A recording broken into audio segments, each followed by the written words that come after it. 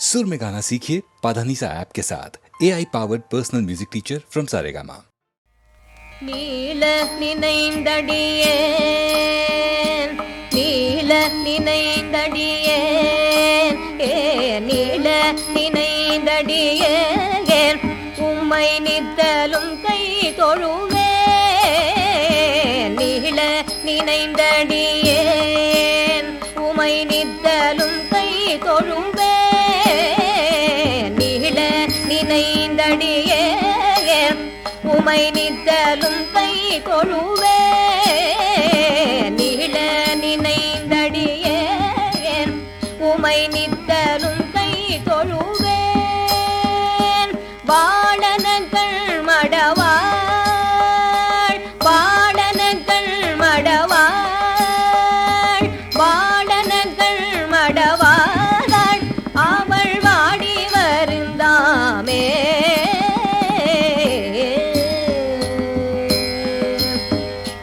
வாழனங்கள் மடவாள் அவள் வாடி வருந்தாமே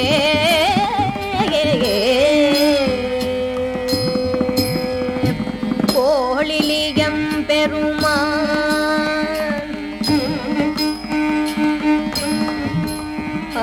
கோளிலியம் பெருமான் கோளிலியம் பெருமான் குண்டையூர் சில நெல்லு பெற்றேன் கோளிலியம் பெருமான் குண்டையூர் சில நெல்லு பெற்றேன் ஆளிலையம் பெருமான் ஆளிலையம் பெருமான்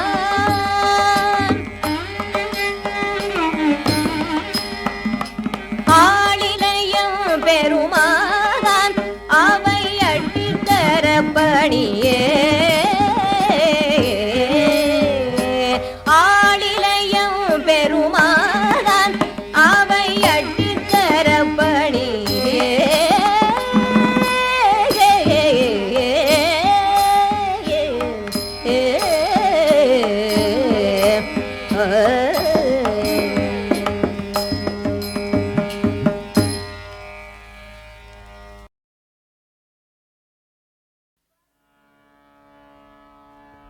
இவ்வாறு அசுர வீரர்கள் உறங்குகின்ற கும்பகர்ணனை ஆடுகளும் மாடுகளும் யானைகளை ஏற்றி மிதிக்க வைத்தும் சம்மட்டியினால் அடித்து எழுப்பினார்கள். அவன் எழுந்து வேற பக்கமா படுத்துக்கிறான். மீளவும் துன்புறுத்தி எழுப்பினார்கள். ஆயிரம் எருமைகள் அண்டா குண்டா அன்னம் எல்லாத்தையும் உள்ள தள்ளினான். அப்புறம் தூங்குறான். காதல குழாய் வைத்து அண்ணா அழைக்கிறார்கள். தேரிலே ஏறி உறங்கிய வண்ணமாக சென்றான். ராவணன் அவனை வரவேற்று ஆசனத்தை இருத்தினா. அப்புறம் தூங்குறான். போர்க்கோலம் புனிந்தான். அப்போது கும்பகர்ணனுக்கு தூக்கம் தெளிந்து, அண்ணே இதெல்லாம் என்ன காரணம்னா, அன்ன காலையில் ஆயத்தம் யாவையும் என்ன காரணத்தால் என்று எம்பினான். தம்பி, 2 மானுடர்கள் 70 வெள்ளம் வானரங்களோடு வந்திருக்கிறார்கள். போனகத் தொழில் முற்றுதி போய் என்றான். நீ போய் ஆகாரம் பண்ணிட்டு வாடானா. இதை கேட்டவுடனே தூக்கம் 1000 மைலுக்கு அப்பாலே அகன்றது. ஆனதோ வெஞ்சாமம் அளவில் கற்புடை ஜானகி துயர் இன்னம் தீர்ந்தது இல்லையோ, வானம் வையம் வளர்ந்தவான் புகழ் போனதோ புகுந்ததோ ஒன்றின் காலமே.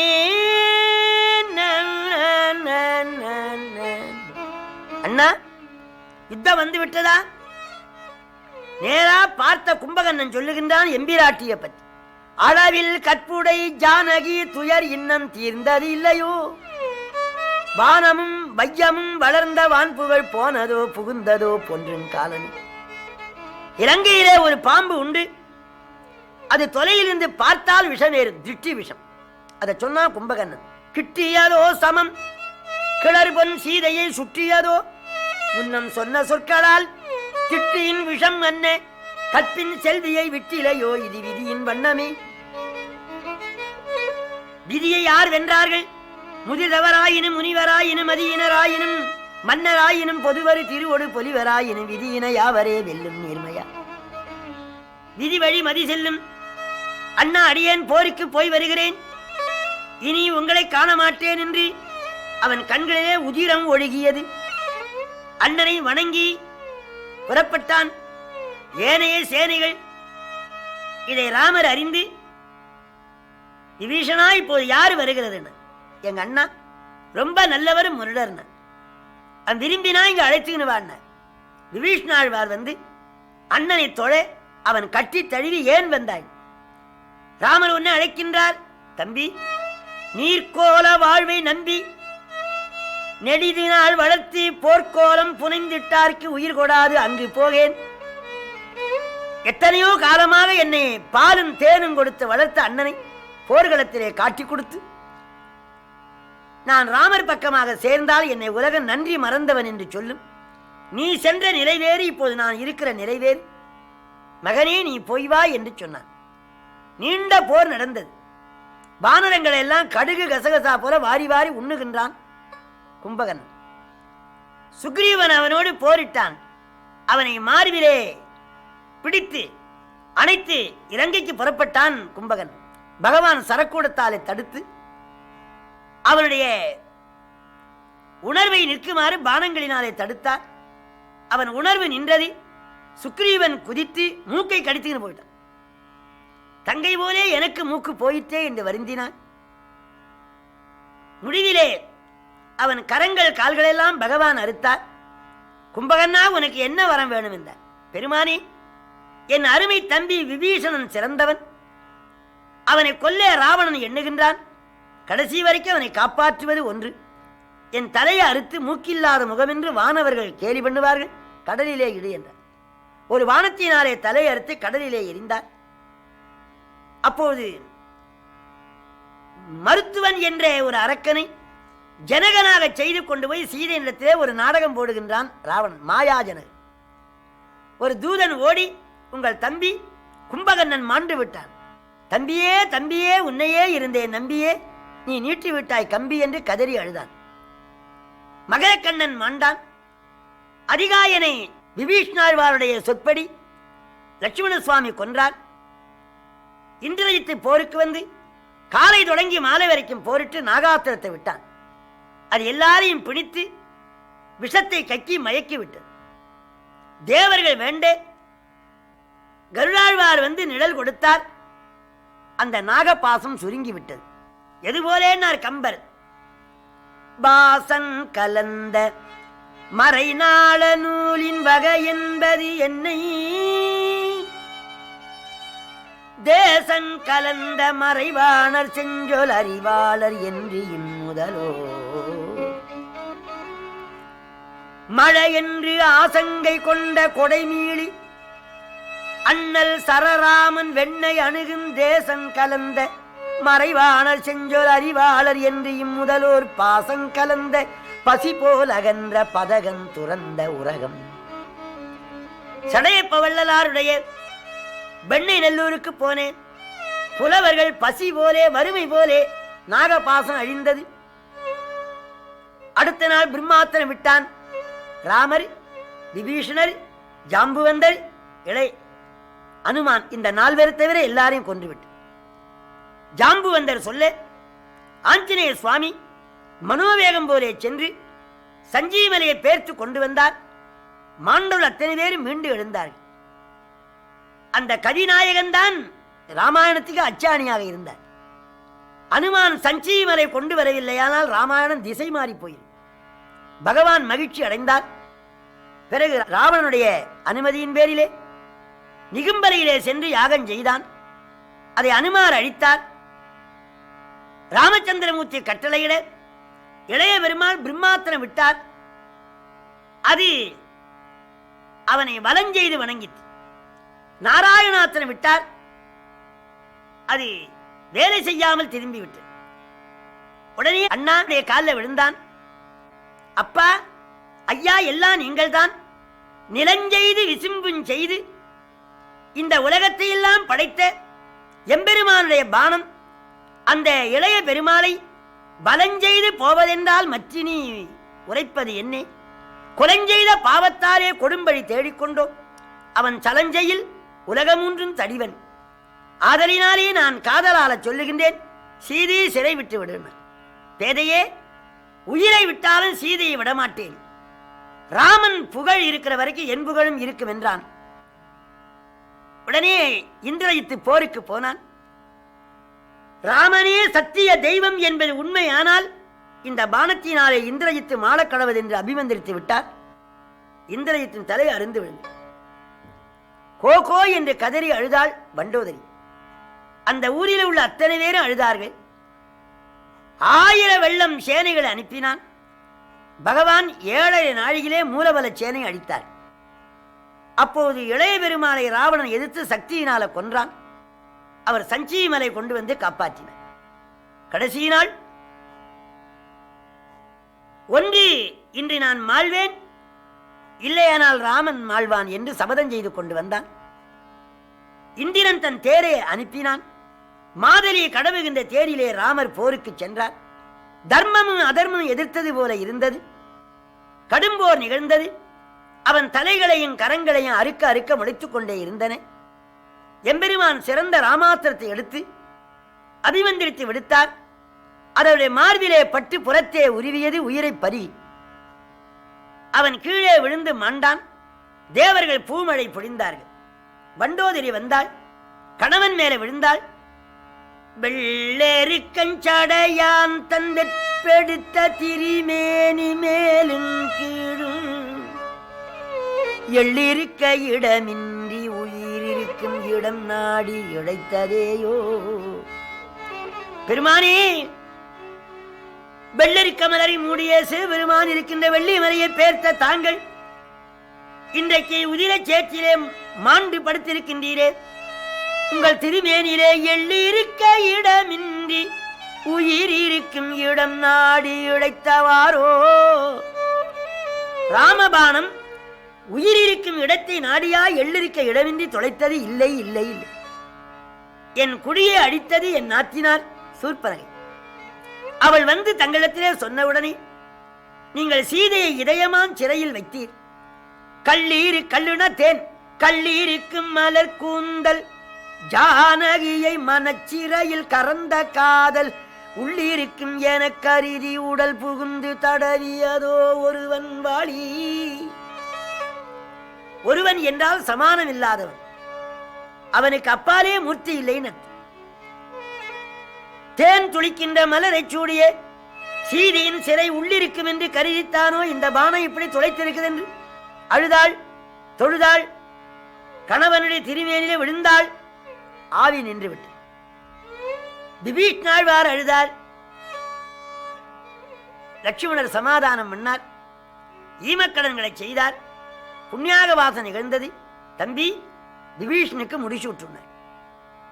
அலங்காரம் செய்து 1000 வேத வித்துக்கள் வேதம் பாட, இசைவாணர்கள் இசை பாட, மாதர்கள் நடனம் செய்ய இளைய பெருமாள் விபீஷ்ணாழ்வாருக்கு முடிசூட்டினார்.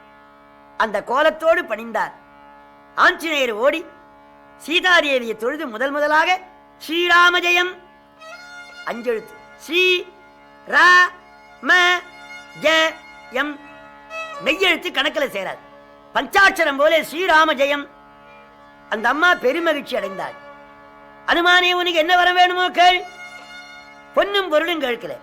அம்மா, இந்த 10 மாதங்களாக உன்னை வறுத்து கொட்டியே இந்த அரக்கீரலை தீ வச்சு கொளுத்தன உத்தரவு கொடுனார். பிராட்டியார் என்ன சொன்னார்?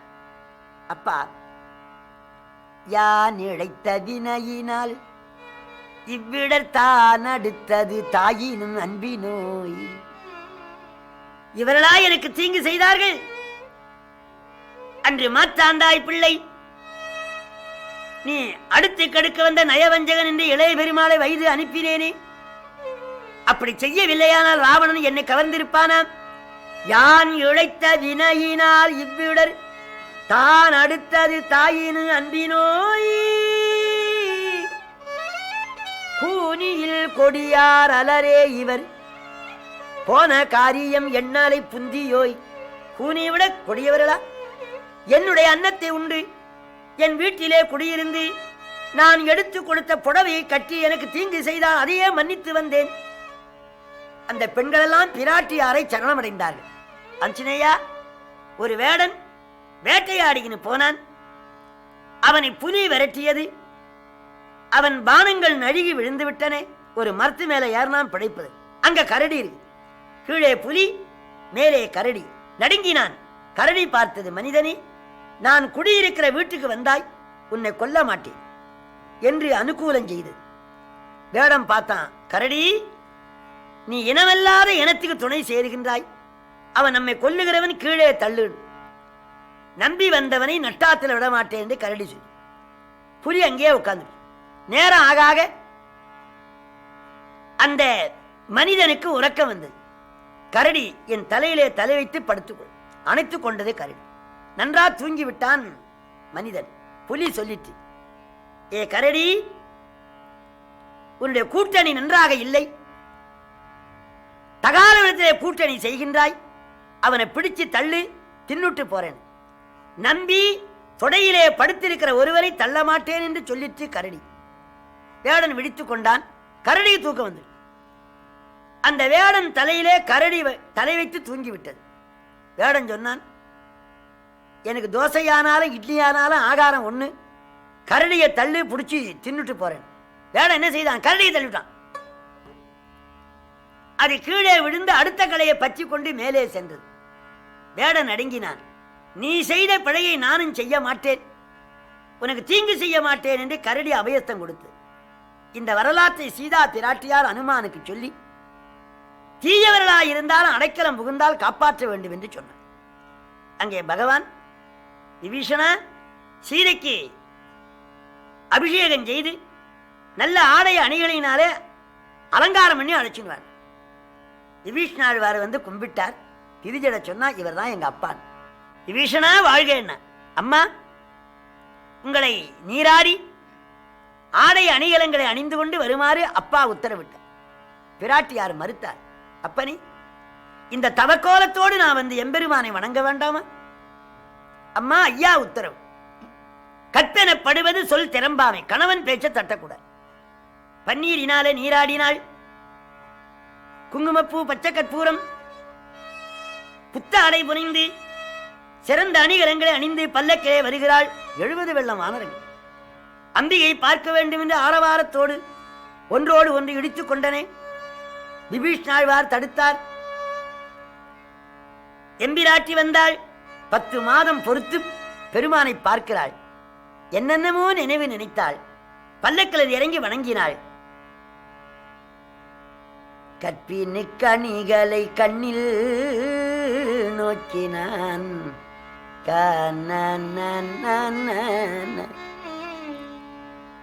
கற்பினுக்கு அணிகனை, அவ கற்புக்கு அணிகலன் கண்ணாலே பார்த்தாள். ஜானகி, உன்னை சிறைமீட்பதற்காக நான் வரவில்லை. நீ ராவணனுடைய அரண்மனையிலே சௌக்கியமாக இருந்தாய். இந்த ஆடை அணிகலங்கள் எல்லாம் ராவணன் வாங்கி கொடுத்ததா? ஊன் திறம் உவந்தனை ஒழுக்கம் பாழ்பட மாண்டிலை. நீ சிறந்த கற்புடையவளாய் இருந்தால் மாண்டிருக்க வேண்டாமா? ராவணன் உனக்கு நல்ல ஆகாரங்கள் எல்லாம் கொடுத்திருப்பான், நல்ல மாம்சங்கள் எல்லாம் கொடுத்திருப்பான், நல்ல குடிவைகள் எல்லாம் குடித்திருப்பாய். வெட்கமில்லாமல் ஏன் நிற்கின்றாய்? நீ ஜனகராஜ குமாரியாக இருந்தால் நற்குணம் இருக்கும். மண்ணிலே கீட்டம் போலே உழுகின்ற பொழுது நீ தோன்றினாய். மண்ணிலே பிறந்த உனக்கு சிறந்த பண்பாடுகள் எப்படி வரும்? ஆகவே நீ போகலாம் என்று பிராட்டியார் நெஞ்சு சுட பேசினார். ராமன் கருணை கடல் நொந்து வென்றிருக்கிற எம்பிராட்டியாருடைய மனசு நோக பேசினார். என்ன காரணம்? 14 ஆண்டுகள் எல்லாவற்றையும் துறந்து, இளமையான மனைவியை துறந்து, நாட்டை துறந்து, சுகத்தை துறந்து, துக்கத்தை மேற்கொண்ட என் தம்பியை பார்த்து, அண்ணன் மாண்டால் அண்ணன் உடம்பு உனக்கு ஆகுமா?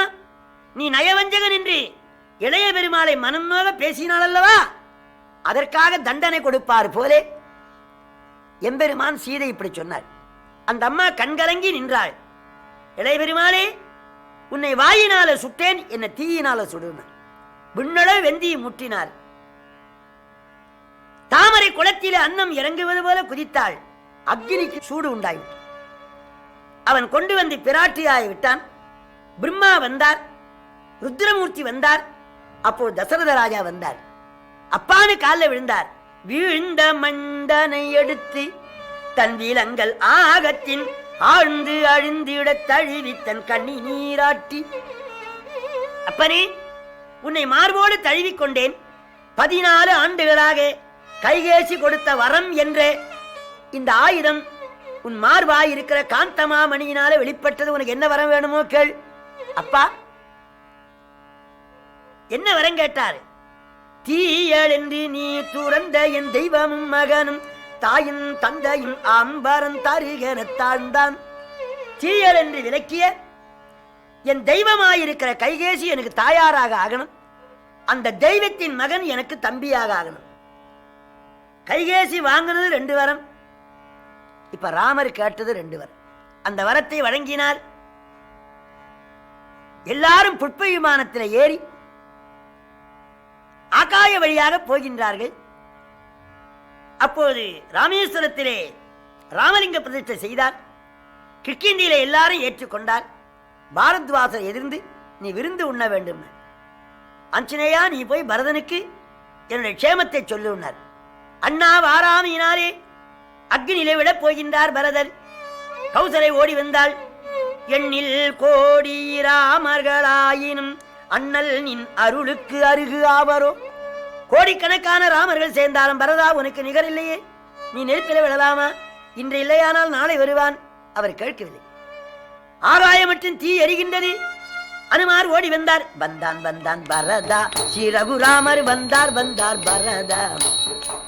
வந்தார் வந்தார் மோதிரம் தந்தார் தந்தார் தீயில் முந்தாதே முந்தாதே இந்தா இந்தா இந்தா. வந்தார் வந்தார் பரதா, ஸ்ரீ ரகுராமர் வந்தார் வந்தார் பரதா. ஐயன் வந்தனன் ஆரியன் வந்தனன் என்று கையினால் எரியை கரியாக்கினான். கையினால் எரியை கரியாக்கி விட்டாராம். கரினா சாட்சி. கையினால் எரியை கரியாக்கினான். அயோத்தி மாநகரத்தில் உள்ள ஜனங்கள் எல்லாம் எம்பெருமானை கண்டு மகிழ்ந்தார்கள். பாரி கழித்து பரதாழ்வார் பணிந்தார். ராமர் முதலிலே கைகேசியை தொழுதார். கௌசலை அழுதாள்.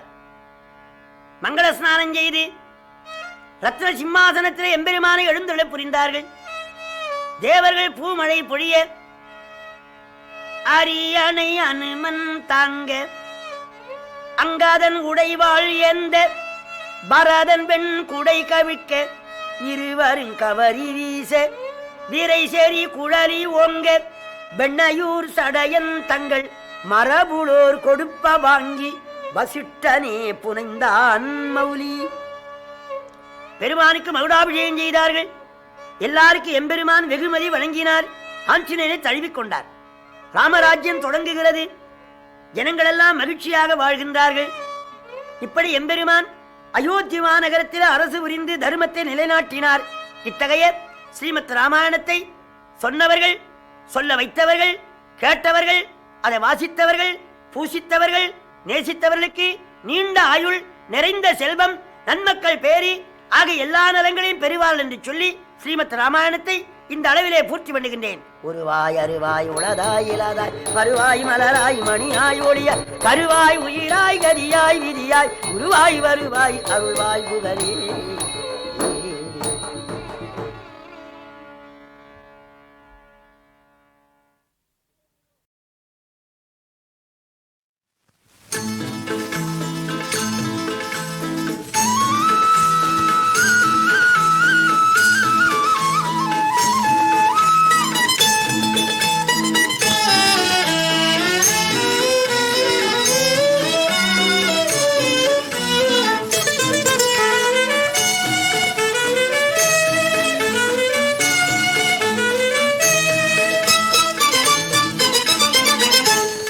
ஆயிரம் கோடி முத்தங்கை பொழிந்து ஆடி மகிழ்ந்திட வேண்டும்.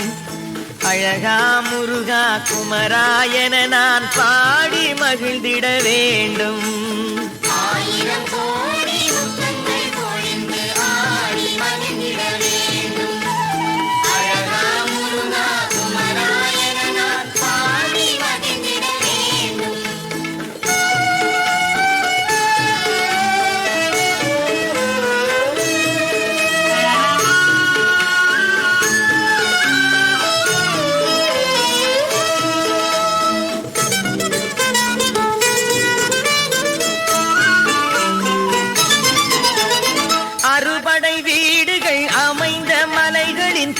தென்றல் தழுவிட வேண்டும். அறுபடை வீடுகள் அமைந்த மலைகளின் தென்றல் தழுவிட வேண்டும். நீ அருள் தர தோன்றிய திருநிலம் யாவிலும் நடந்து நலம் பெற வேண்டும். நீ அருள் தர தோன்றிய திருநிலம் யாவிலும் நடந்து நலம் பெற வேண்டும். அங்கு 1000 கோடி முத்தங்கள் பொழிந்து ஆடி மகிழ்ந்திட வேண்டும்.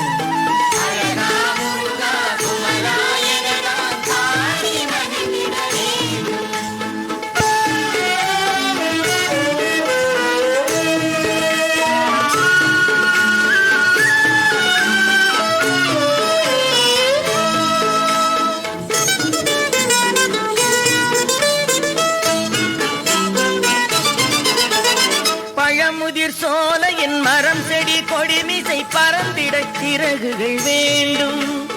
பழமுதிர் சோலையின் மரம் செடி கொடிமிசை பறந்திட சிறகுகள் வேண்டும். உன் கோயில்கள் கண்டு உன் திருமடி மலர்களை கும்பிட்டு பணிந்திட வேண்டும்.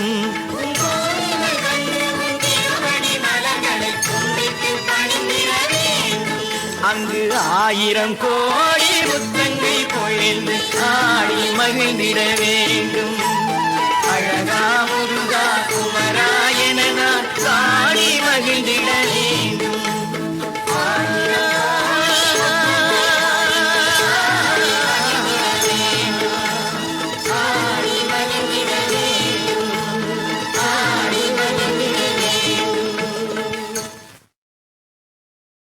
சுருதி முடி மோனம் சொல் சிற்பரம ஞான சிவ சமய வடிவாய் வந்த அத்வைதமான பரசுடரொளியதாய் நின்ற நிஷ்கள ஸ்வரூப முதல் ஒரு வாழ்வே துரிய நிலையே கண்ட முக்தர் ஹிருதயா கமலம் முருகா முருகா.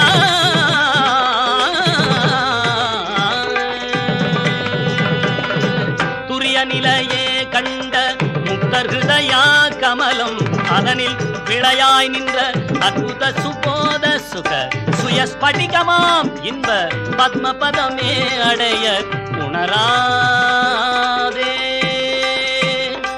கருவினுருவே தங்கு சுக்கில நிதான வெளி கருவினுருவே தங்கு சுக்கில நிதான வெளி பொறும அதிலே கொண்ட முக்குண விபாக நிலை கருத அறியா வஞ்சக கபட மூடி உடல் வினைதானே. கலகமிடவே பொங்கும் குப்பை மலவாழ்வு வினைதானே வினைதானே. கலகமிடவே பொங்கும் குப்பை மலவாழ்வு நிஜமென உடலும் மாயம் ஜனித்த குகையே உறுதி கருத சுழமாம் இந்த மட்டிதனையாட உனதருள் தாராய் அருள் தாராய். கலகமிடவே பொங்கு குப்பை மலவாழ்வு நிஜமென உடலும் மாயம் ஜனித்த குகையே உறுதி கருத சுழமாம் இந்த மட்டிதனையாட உனது அருள் தாராய். ஒரு நியமமே விண்ட சட்சமய வேத அடி ஒரு நியமமே விண்ட சட்சமய வேத அடி ஒரு நியமமே விண்ட சட்சமய வேத அடி முடி நடுவுமாய் அண்ட முட்டை வெளியாகி உயிர் உடல் உணர்வதா எங்கும் உற்பனமதாக அமருளவோனே முருகா. உததரி சமாமின்ப உத்தமிர்த போத சுகம் முருகா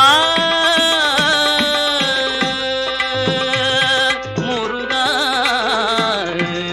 உததரி சமா இன்ப உத்தமிர்த போத சுகம் உதவும் அமலா அனந்த சக்தி கரமே உணர உரு பிரணவ மந்திர கர்த்தவ்யமாக வரு குருநாதா நாதா. உரு பிரணவ மந்திர கர்த்தவ்யமாக வரு குருநாதா. பருதி கதிரே கொஞ்சு நச்சரண நூபுரம் அதசய பருதி கதிரே கொஞ்சு நச்சரண நூபுரம் அதசய நிறை பேரண்டம் ஒக்க நடமாடுகன பதகருவிதா துங்க வெற்றிமையில் ஏறும் ஒரு திரலோனே வெற்றிமையில் ஏறும் ஒரு திரலோனே வெற்றிமையில் ஏறும் ஒரு திரலோ பணியுமடியா சிந்தை மெய்ப்பொருளதாக நவில் சரவணபவா என்ற அக்ஷரமாகி வளர் பணியுமடியா சிந்தை மெய்ப்பொருளதாக நவில் சரவணபவா என்ற அக்ஷரமுமாகி வளர் பழனிமலை மேல் நின்ற சுப்பிரமணிய அமரர் பெருமாளே. நற்றவாவுனை நான் மறைக்கணும்னு சொல்லு. நான் நமச்சிவாயன்னு நாமத்தை சொல்லிட்டு இருந்தா வரும்னுட்டு ஒரு கோடி காட்டியிருக்கா பெரிய எல்லாரும். போகேந்திரர் பெரிய பரம பக்தனாக இருந்தாலும் சரி, பிரபத்தி வண்ணவனாக இருந்தாலும் சரி, பெரிய நீ ஞானியாக இருந்தாலும் சரி, பிரம்மசாட்சாத்காரம் அடைஞ்சு சமாதியிலே நிஷ்டனாக இருந்தாலும் சரி, எல்லாம் இருந்தாலும் இந்த இதில் உனக்கு ருச்சி இது ஊறி ஊறி ஊறி இந்த அமிர்தத்தை நீ பானம் பண்ணாங்கன்னா அதெல்லாம் ஒன்றும் பிரயோஜனப்படாதுன்னுட்டு கடைசியில் தீர்மானம் பண்ணி அவ்வளவு இந்த ரெண்டு எழுத்து இருக்க முடியாத ராமாவோ சிவராமாவோ அது வேணா வச்சுக்கோ அப்படின்னுட்டு அந்த ரெண்டு எழுத்து இருக்கு. அந்த ரெண்டு எழுத்துக்கு நிறைய கிரகங்கள் எழுதி இது ரெண்டு தான் தாரகம்னு. தாரகம்னா அவங்க தாண்ட விடுறது, பாபத்திலேருந்து தாண்ட விடுறது, சம்சாரத்திலேருந்து துக்கத்திலேருந்து தாண்ட விடுறது. துக்கத்திலேருந்து தாண்ட விட்டா சரி, வாழ விடாது. பாபத்திலேருந்து தாண்ட விட்டா பொருளுக்கு அஹம்தா சொல்ற பாபேபியோ மோட்ச இஷ்யாமி மாசிட்டான்னு. உனக்கு துக்கம் வராமல் இருந்தானா ஆபத்து வராமல் இருந்தால் துக்கம் நிவர்த்தியாகும்னு சொல்றதுக்கு இல்லை. நீ பாபம் பண்ணாமல் இருந்தாலே உனக்கு போகிறோம், எத்தனை ஆபத்து வந்தாலும் உனக்கு துக்கம் வராது. உனக்கு சொல்ற பாபேபியோ மோட்ச இஷ்யாமி, உன்னுடைய பாபத்திலேருந்து உனக்கு மோட்சத்தை ஒன்று பண்ணிவிடுறேன் மாசிதா. அப்போதான் உனக்கு சோகம்னுங்கிறது வராது. அப்பேற்பட்ட தாரக நாமத்தை போதேந்திரர் நாம சித்தாந்தம் பண்ணி அதை அனுசரித்து ஐயாவாளும் சிவநாமத்தை பற்றி விசேஷமாக சொல்லி அப்படி கொஞ்சம் மனசில் வைக்க முடியாத ஒரு மார்க்கத்தில் பகவான் நாம வச்சுட்டு இருந்தோம்னா அது கொஞ்சம் பஜனை பத்திட்டு அந்த மாதிரி சம்பிரதாயம் ஏற்பட்டுருக்கு. அதான் சத்ததான் கீர்த்தயந்தோமாம் போதயந்த பரஸ்பரம்னு மூலத்திலேயே அப்பா சொல்லின்று ஒருத்தருக்கு பேசுன்று 10 பேராக சேர்ந்து கோஷ்டி காணம் பண்ணு. இப்படிலாம் கொஞ்சம் சாதனம் இருக்குது. ஏதாவது மருந்து சாப்பிட்றதுக்கு ஏதாவது கொஞ்சம் சகாயம் திருப்பி அது இது கொடுக்குற மாதிரி பகவான் நாமாவுக்கு இதெல்லாம் கொஞ்சம் கூட இருந்தால் கொஞ்சம் சுலபமாக பகவான் நாமாவை நம்ம அந்த அமிர்தத்தை அனுபவிக்க முடியுங்கிறதுக்காக வேறு ஒன்றும் வேண்டாம் உனக்கு அதை ஒன்று வச்சுக்கோ அப்படின்னு கடைசி சித்தாந்தம். நாக்கு இருக்குது 2 எழுத்து இருக்குது சொல்லிகிட்டே முழுக்க அது ஒன்று எல்லாத்தையும் தாண்டி விட்டுடும். இதை பாக்கி எல்லாம் அவ்வளோ பண்ணுவோம் அவ்வளோ பண்ணிவிடும். ஏதோ நம்மளால் முடிஞ்சதை வேண்டாம்னு சொல்ல வேண்டாம், முடிஞ்ச வரைக்கும் நல்ல காரியங்கள்லாம் பண்ணிட்டு இருப்போம். பாக்கிய பக்தியோ ஞானமோ சரணாகத்தியோ கர்மானுஷ்டானங்களோ இதெல்லாம் பண்ணுவோம். பண்ணாலும் அதுலேருந்து நமக்கு வேற என்ன அதிகாரம் இல்லையா, இது ஒன்று இருக்கட்டும் நமக்குன்னு இதை ஒன்று கட்டியாக குரங்குப்படியாக பிடிச்சுன்னு பகவான் நாமாவை அப்படின்னு உபதேசம் பண்ணி அதை சித்தாந்தம் பண்ணினவர் போதேந்திராள்னு கடைசி ஆச்சாரியால் 300 வருஷத்துக்கு வந்து பண்ணினார். அவளுடைய அனுசரித்து ஐயா வாழ்ந்துட்டு அவளும் நிறைய பக்தி பண்ணி அவளுக்கு இப்போ கார்த்திகை அமாவாசை தான் அவளுடைய கங்கை வந்தது அவளுக்குன்னு திருச்சியில் அந்த உற்சவம் அவளுக்கு. அதுக்கப்புறம் சத்குரு சுவாமி வாழ்ந்து மருதானூரில் அது அனுஷ்டானத்துக்கு கொண்டு வந்து எப்போ வந்து வஞ்சுவர்த்தி அதுக்கப்புறம் பகவான் நாமா அந்த கீர்த்தனைகள் அந்த உற்சவங்கள் அவளுடைய போதேந்திராளுடைய பாதுகை ஆராதனை பண்ணுறதுன்னு அந்த சம்பிரதாயத்தில் ஒரு கிரமம் ஒன்று மட்டம் ஒன்று அதுலேருந்து இந்த பகவான் நாம சித்தாந்தத்துக்காக போதேந்திராள் பிரதானாச்சாரியாளாகவும் ஐயாவாலும் அதுக்கப்புறம் அந்த அனுஷ்டான சத்குரு சுவாமிகளும் அப்படி ஒரு பரம்பரை. இந்த போதேந்திராள் ஐயாவாள் சத்குரு சுவாமிகள் இவாளுடைய பேரோடு தான் இந்த பஜனை பദ്ധதியில் பஜனை சொல்கிறப்போ இவா 3 பேருடைய ஸ்லோகங்கள் 3 பேருடைய கீர்த்தனைகள் இதெல்லாம் சொல்லிட்டு தான் எல்லாரும் பகவான் நாம பஜனை பண்ணுறதுங்கிற சம்பிரதாயமானது ஏற்பட்டிருக்கு. அதனால் நாக்கு இருக்குது, நாமம் இருக்குது, அப்புறம் பயம் இது. வடக்க உத்தரதேசத்தில் இந்த பஜனைங்கிறது கிருஷ்ண சைதன்ய மகாபிரபுன்னுட்டு அவர் வங்காளத்திலையும் ஒரிசாவிலையும் அந்த பஜனை பദ്ധதி ரொம்ப விசேஷமாக அங்கே ஏற்பட்டது. நம்ம தட்சிண தேசத்தில் ஏற்பட்டது போதேந்திராளுடைய போதேந்திராள் ஐயாவாள் சத்குரு சுவாமிகள் இந்த கிரமத்திலேருந்து நம்ம தட்சிண தேசத்தில் பஜனை சம்பிரதாயம் ஏற்பட்டது. வடக்கு இருக்கிற அந்த பஜனை பദ്ധதிகளும் நாம் சேர்த்துக்கிறது உண்டு. அவளும் எல்லாம் பகவான் நாம தானே, அதனால் அவளுடைய கிரமமும் கொஞ்சம் கொஞ்சம் சேர்த்துண்டு பண்ணிட்டு இருக்கிறது. கொஞ்சம் இதே மாதிரி பஜனை அந்த மாதிரி பண்ணுறது மகாராஷ்டிரத்தில் அவளும் துக்காராம் அவெல்லாம் பஜனை பண்ணிட்டு இருந்திருக்கா. அங்கேருந்து உத்தரதேசத்தில் மீராபாய் பஜனை பண்ணிட்டு இருந்திருக்கா. அந்த சைதன்ய மகாபிரபு தான் உத்தரதேசத்தில் நிறைய பஜனை பദ്ധதி ஏற்படுத்தியிருக்காங்க. அந்த வாசனை அடித்து தான் நம்ம தேசத்துலையும் இங்கேருந்து பஜனை பദ്ധதி என்று இருந்தாலும் சுதந்திரமாக இவ 2-3 பேர் மகான்கள் நம்ம தட்சிண தேசத்திலே அவதாரம் பண்ணி சன்னியாசிகளா போதேந்திராள், கிரகஸ்தாளா ஐயாவாள், இவ பாகவத சம்பிரதாயமாக சத்குரு சுவாமிடுவார். அவ 3 பேரும் அந்த மாதிரி இருக்கு. அதனால் பகவான் நாமாங்கிறது சுலபம். நமக்கு எப்போ நாம் பண்ணாலும் அதை உபயோகப்படுத்திக்கலாம். நமக்கு ரொம்ப சுலபமான உபாயம். அவங்க மதத்தில் எல்லாம் கஷ்டமாக இருக்கே, கடினமாக இருக்கா இருக்கு, யோகம் தியானம் பிராணாயாமம் பெரிய கடினமாக என்ன இருக்குது நம்ம மதத்தில் அப்படின்னு நமக்கு சந்தேகம் வருதுதானா. இதை காட்டிலும் சுலபமான வழியே கிடையாதுங்கிறது நம்ம மதத்தில் தான் இருக்குது. அதனாலலாம் எந்த பிரயோஜனமோ அந்த பிரயோஜனம் இதனால சுலபமாக வந்துடும் அப்படின்னுட்டு. ஆனால் அதுகளில் ஒரு அலட்சிய புத்தி அது தப்பு இது தப்புன்னு வச்சுட்டு மாத்திரம் இருக்காது. விஷயம் இந்த நாமம் போயிடும். அப்படின்னுட்டு நாமத்துலேருந்து பகவத் அனுகிரகம் ஓடா போயிடும், ஒன்றையும் வையாதேனே. அந்த மாதிரி சரி நம்ம சொல்லுவோம், நமக்கு நாம் ரொம்ப அல்பம், நமக்கு இதுதான் அப்படின்னு அம்பளா இருந்துக்கோ, அப்போ உனக்கு இது ஒன்று கடத்தேறி விட்டுடும் அப்படிங்கிற. அதுக்காக நாம அபராதா திசான்னுட்டு நாமாஸ்தீதி நிஷித்த கர்ம விதத்தியாகன்னுட்டு சக்கரமாக விடுறது, கெட்ட காரியத்தை செய்யறது, இதெல்லாம் பண்ணிவிடுறேன்னா நாம தான் இருக்கேன் அப்படின்னு அந்த எண்ணத்துக்கெல்லாம் அகம்பாவத்தோடு போகாதே. எல்லாத்துலையும் அடியே கீழ்படியில் இருந்து அதெல்லாம் அவெல்லாம் பெரிய மகான்கள் கொடுத்து வச்சா நமக்கு விதி இல்லையே, நம்ம இந்த வழியில் போகிறோம் அப்படின்னு நினச்சிக்கோனே அப்படின்னுட்டு அந்த மாதிரி எல்லாம் பகவான் நாமாவே ஆரை கண்டாலும் நாமாவை சொல்லி சொல்லி சொல்லி அவனுடைய க்ஷேமத்தோட அப்படிங்கிற மார்த்தகத்தை போதேந்திராவை உபதேசம் பண்ணி அந்த மாதிரி அனுகிரகம் பண்ணியிருக்கார். நம பார்வதி பதையே.